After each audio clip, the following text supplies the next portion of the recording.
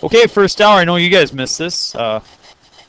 Fifth hour is my super smart class, so they'll do an excellent job of going through this. We're going to go to example 3 right here. In case you want to write your assignment down for later on tonight, I know some people from first hour they're watching this. This is what they're going to want right away. So page 70, numbers 13, 14, 16, 29, 34.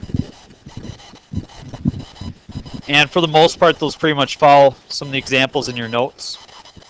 There's a little twist or little turn to a couple of them. And if you can't get them, we can talk about them. That's fine.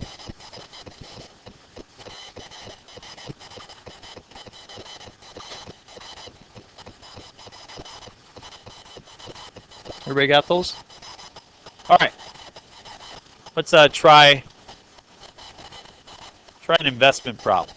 It says Tom has $9,600 to invest. He invests a portion at a rate of 4% a year. The rest he invests in a riskier market and earns 10% a year. If his total earnings of the interest were $528, how much did he invest in each place? So he's got this lump of money. He puts some of it in one spot and some of it in another spot.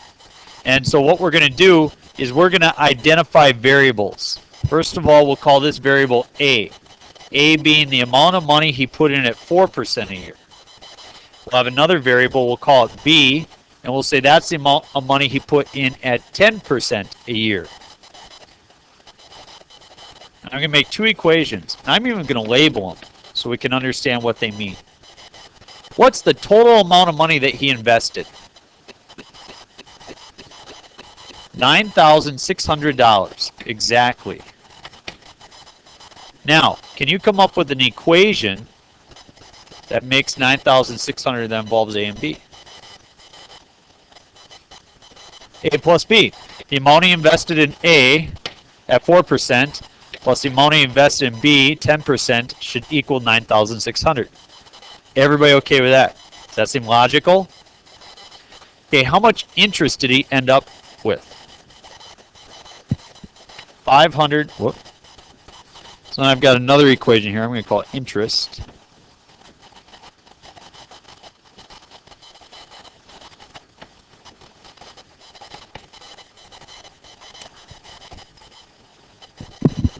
So let's say that he put, I don't know, $100 in right here. How much would he get out that was interest? $4. You took the 0.04 and multiplied it by A. 0.04A plus 0.1B. Very good. So this expression generates the amount of interest he got. This expression is the total amount that he invested. How would you then solve this? This is the part where the setting up is supposed to be the difficult. This is supposed to be what you guys are really good at. What do I do?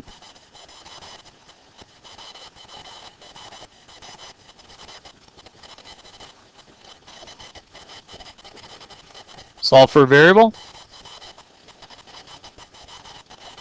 Substitute it in. So I now have a new equation. 0.04 times 9,600 minus B plus 0.1B is equal to 528. So the whole idea was that I had two variables, and if you have two variables, you need to create two equations. So you could solve for one and plug it in. Question. I subtracted the B over from both sides. So if you subtract B here, and I have the minus B. Good question. Okay. We know how to solve this. I'll distribute my 0.04. 0.04 times 9,600.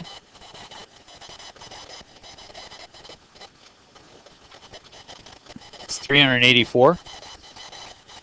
Minus 0.04B plus 0.1B equals 528.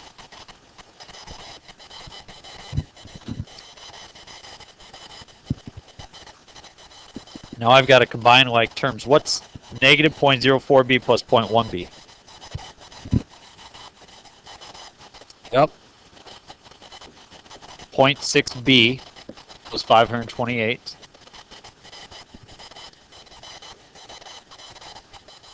Whoop, 0.06, excuse me.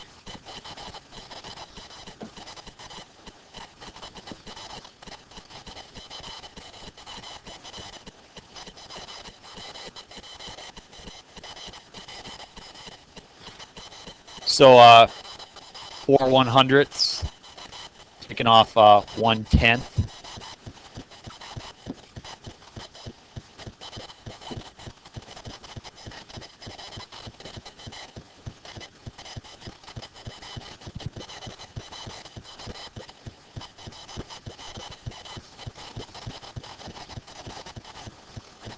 Okay, I subtract my 384 from both sides.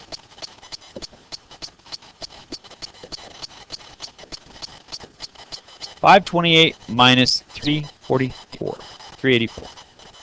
144.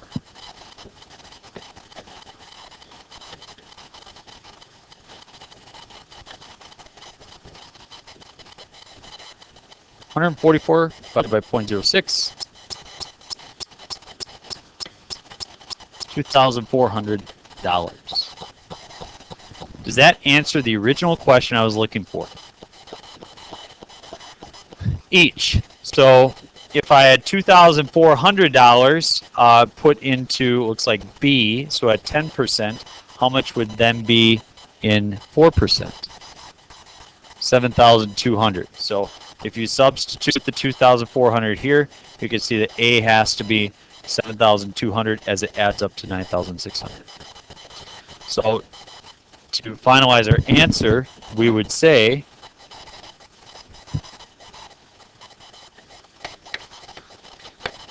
7,200 at 4% and 2,400 at 10%. Why not just put it all in the 10% one? It's riskier.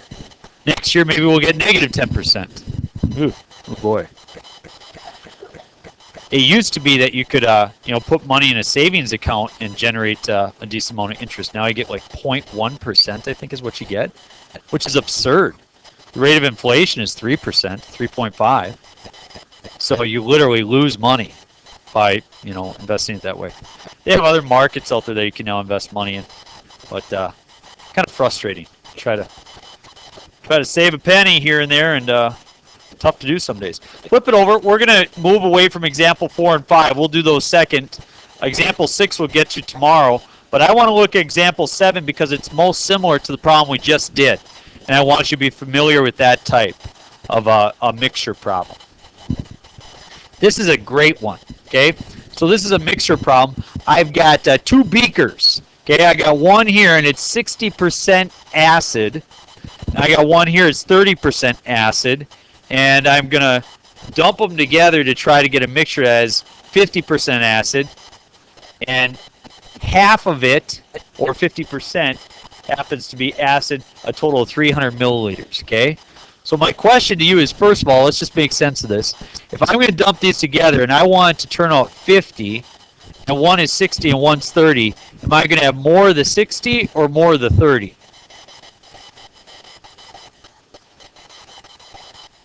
If it was the same amount, I'd come up with that 45%, right? So if I want to increase the amount of acid, I've got to add more of the 60%. So first of all, just kind of think it through. We should end up with more of the 60%, but how much? Well, that's a good question. I set up the same type of situation where I have a total amount. Okay? I've got A, which is my 60%, B, which is my 30%. Can you give me an equation that relates A and B together with a total amount?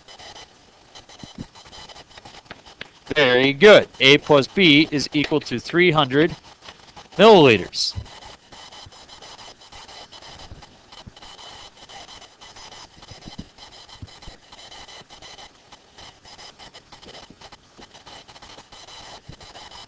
So that's the most common way to set up the bottom one. Now I'm going to set it up. There's a slight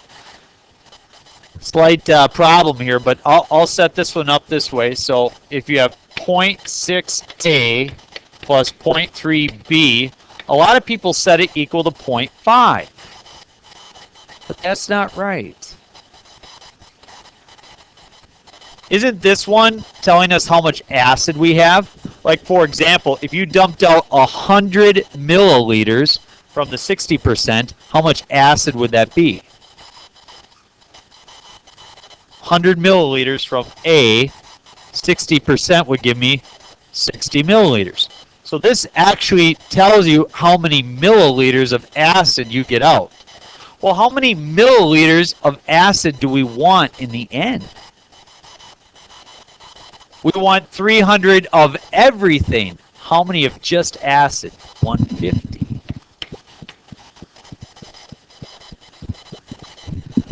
If the solution is 50%,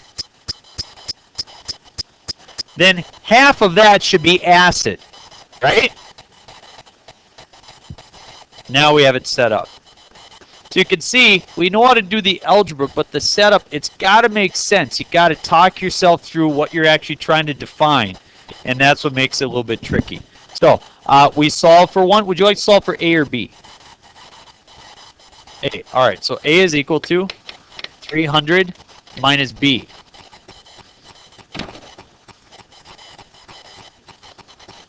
Take that, put it right there. Now I have my new equation. 0.6 times 300 minus B plus 0.3B equals 150.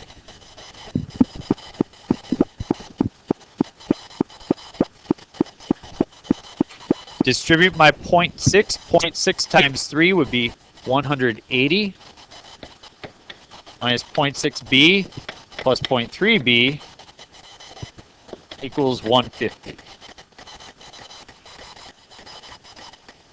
What's negative 0.6 and positive 0.3? 0.3b. Negative 0.3b. Then if you subtract the 180 to the other side, we get negative 30 over there. Divide both sides by negative 0.3. B is equal to 100 milliliters.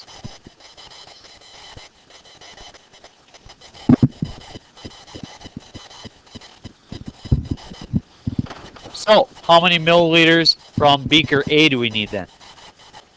200. So, 200 milliliters of 60%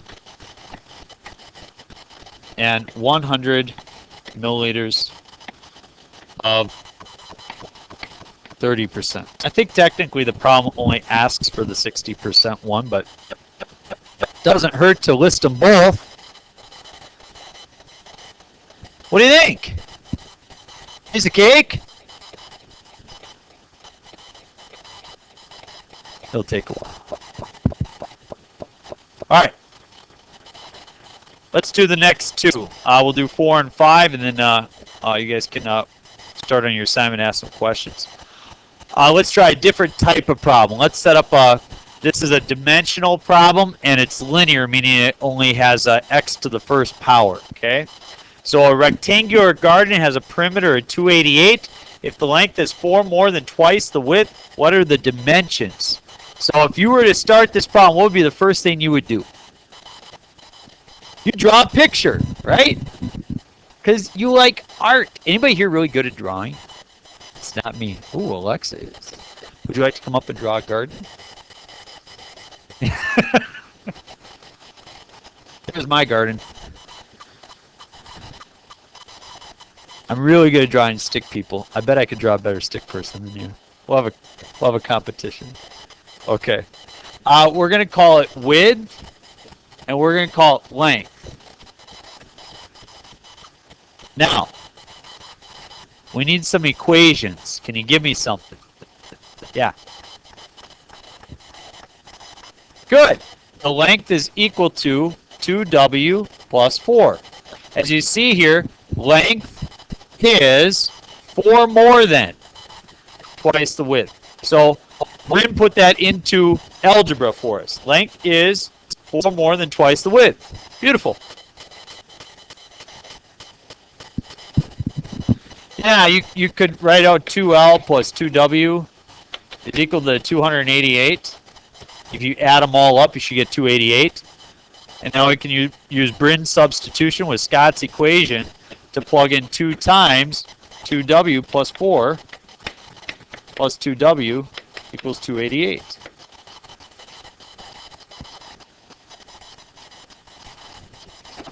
Distribute.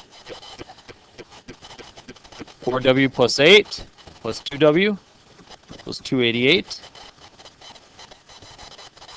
How many W's? 6. Equal to 280. So W is?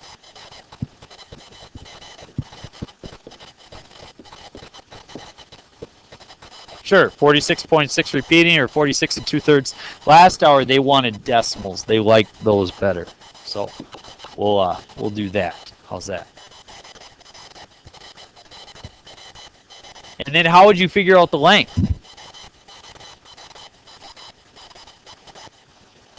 Yeah, 2 times the width plus the 4.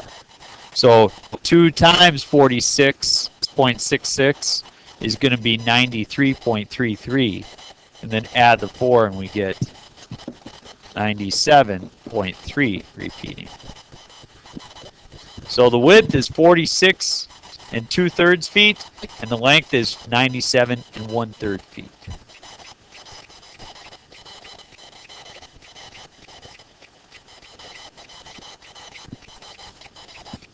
Any questions? All right. All right, let's do the last type of problem. This is a classic. A box with a square base and no top is to be made from a square piece of cardboard by cutting 4-inch squares from each corner, holding up the sides, as shown in the figure. They don't give you the figure, so I'll draw it out for you. The box is to hold 100 cubic inches. How big a piece of cardboard is needed? You understand what they're doing here? It's like, I don't really have, oh yeah, sure I do.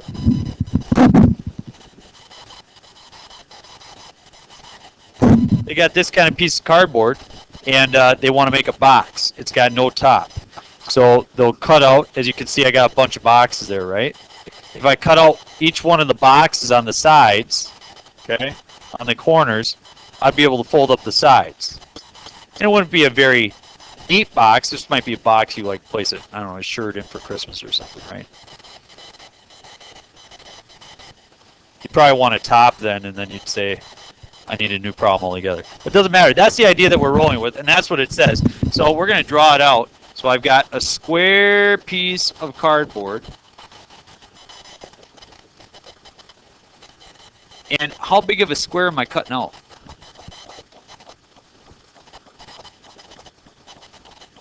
The problem, tell me, how big is that square? 4.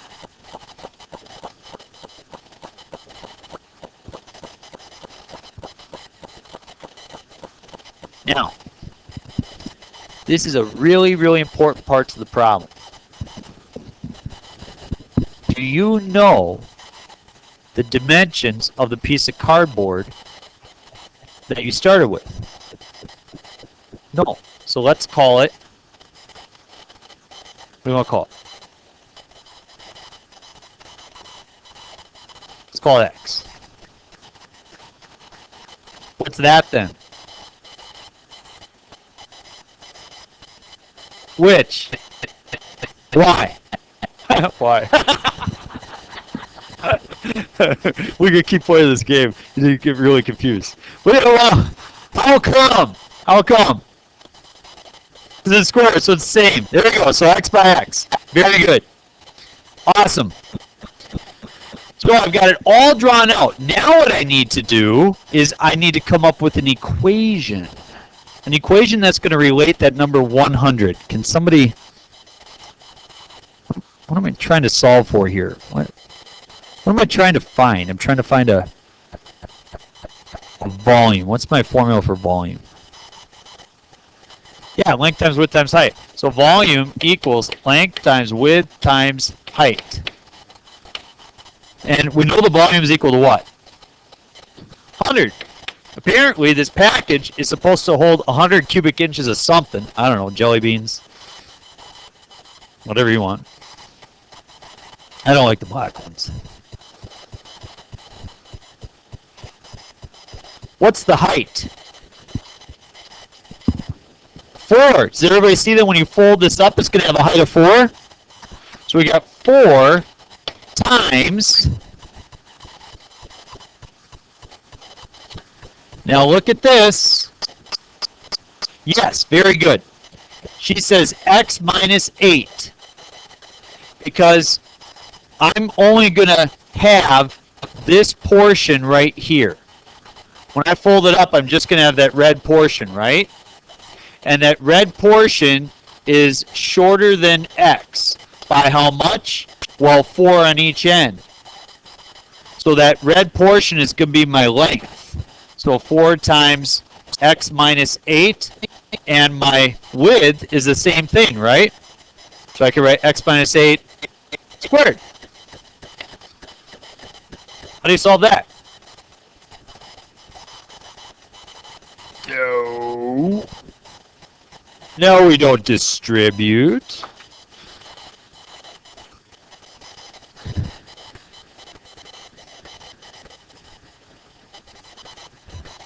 You guys are so cute. Watch this. Okay, so 4x squared minus 64x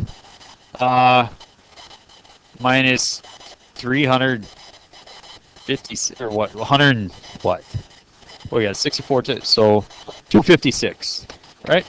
Plus. But don't do all that. Don't do all that. Exactly. Don't do all that. That's so much work.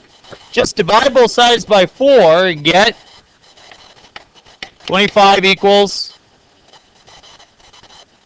x minus 8 quantity squared. Now what? Square root. Plus or minus 5 is equal to x minus 8. Now what?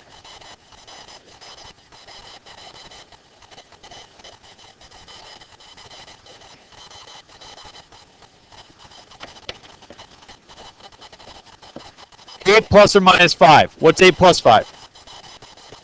13 or 3. Well, is it just one of those, or is it both of those, or is it none of those? Could you have a 3 by 3 box, square, 3 by 3 cardboard sheet, and cut out 4-inch squares off each end? No, that's absurd. Get out of there. You're not invited to the party. Could you have a 13? Yeah, and if you work it out, sure enough, 13. So 13 by 13 is going to be our answer. So, very good. You know, you guys would have squared this all out, which is fine. And then you could subtract your 100, use a quadratic formula, factor, whatever you want. But it really works nice to just, you know, it's already a completed square to just go from there. So that's all I got for you. I'll go back to your assignment on the front in case people are watching YouTube and never wrote it down. There's your assignment, 13, 14, 16, 29, 34. You guys have 20 minutes left, which is far more. Nobody else had any time left, really. So, but that's because you guys are so smart.